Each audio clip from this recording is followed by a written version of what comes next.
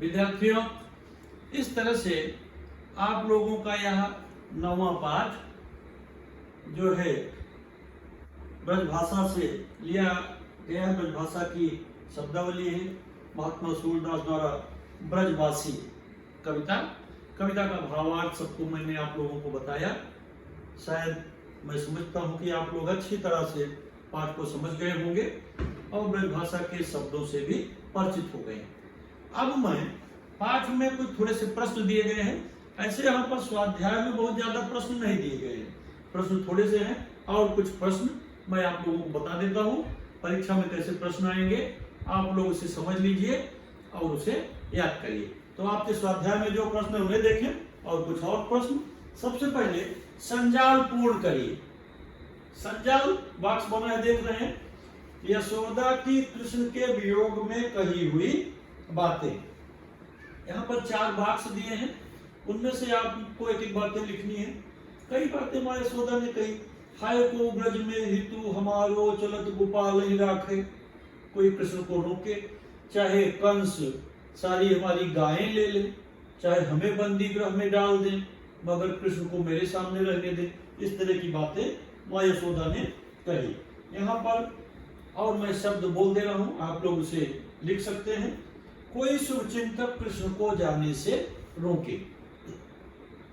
कविता में वही बात कही माने, हाय कोई ब्रज में हितु हमारो चलत गोपाल रोके। यानी कोई ऐसा शुभचिंतक हमारा हो जो कृष्ण को मथुरा जाने से रोके। दूसरा देखें, क्यों कंस ने कृष्ण को मथुरा बुलाया है? हा? क्या कारण है? नृप मधुपुरी बुलायो, क्यों बुलाया है मथुरा? क्या अक्रूर मेरा प्राण लेने के लिए काल बनकर आया है? सुफलक सुत मेरे प्राण हरण को काल रूप हो आयो। अक्रूर मेरे प्राण हरने के लिए क्या आया है? न कि वो कृष्ण को ले जा रहा है, बल्कि मानो मेरे प्राण हरण कर रहा है। कंस मेरे गोधन ले ले तथा मुझे बंदी बना ले। बर यह गोधन हरो कंस सब, चाहे सारी गायों का जो धन है उसे कंस ले ले और मुझे बंदी गृह में डाल दे। इस तरह यशोदा की कृष्ण के वियोग में कही गई बातें हैं जो आपको लिखनी है। इसके बाद अगला प्रश्न है यहाँ, असफल प्रीति के कुछ उदाहरण 2 दिए गए हैं। असफल प्रीति के उदाहरण को आपने दूसरे पद में देखा, कई पद हैं। हिरण का प्रयोग किया गया न, किस तरह से हिरण जो है नाद रीज तन देता है। फिर वहां पर गोपी ने कहा कि प्रीति कर काहू सुख न ले हो, सभी जो उसमें लगे दुखी हुए। प्रीति पतंग करी पावक सो आपन प्राण दे हो, पतिंगे का उदाहरण दिया। फिर भंवरे का उदाहरण दिया, अलिसुत प्रीति करी जल सुत सो संपुट मांझ गए हो। कई बातें कही, मगर आपको यहाँ 2 उदाहरण लिख देने हैं। देखें, असफल प्रीति के लिए पद में प्रयुक्त जो उदाहरण है, पतंग तथा पावक का उदाहरण आप कह सकते हैं आग और पतिंगा।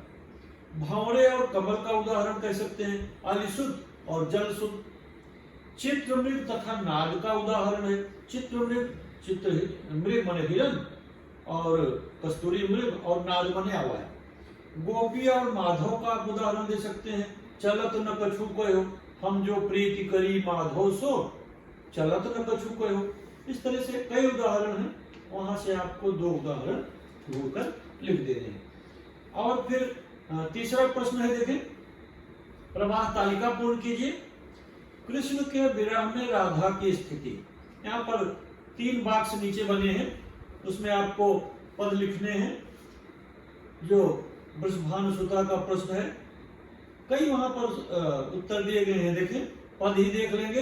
अति मलिन वृषभानु कुमारी, हरि समजल भीजो तिरुअंतर ते लालच न धुआवत सारी। अधमुख रहत उरद न चितवत जो बतहारे थकित जुआरी। छूटे चिकुर बदन कुम्भलाने जो नलिनी हिमकर की मारी। इस तरह पूरा पद है, वहां से आपको 3 वाक्य लिख देने हैं। देखें, यहाँ पर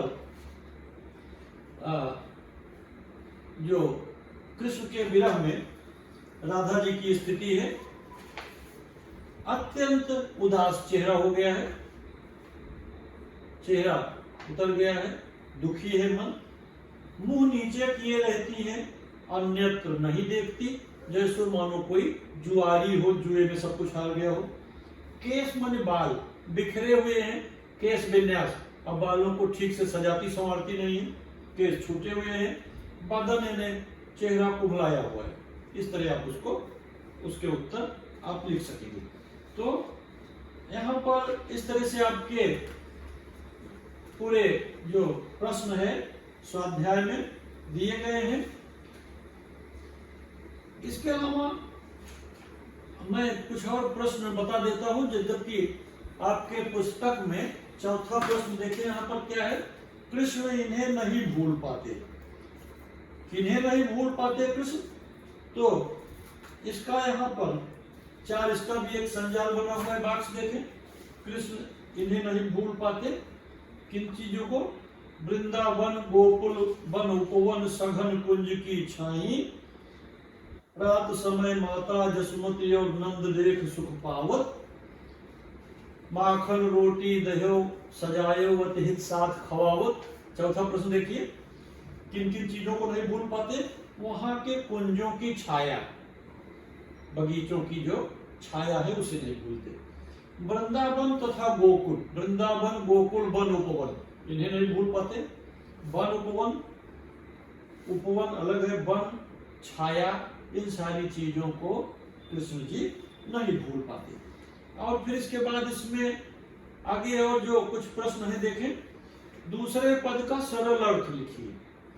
तो पद का अर्थ मैंने वीडियो में अच्छी तरह से बताया है, आप लोग उसे सुनिए, समझ कर लिखिए उसका उत्तर अच्छी तरह से।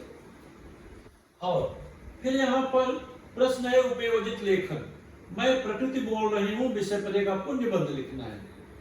यह एक तरह से आत्मकथात्मक निबंध है, आत्मकथा जिसे मैं प्रकृति बोल रही हूँ।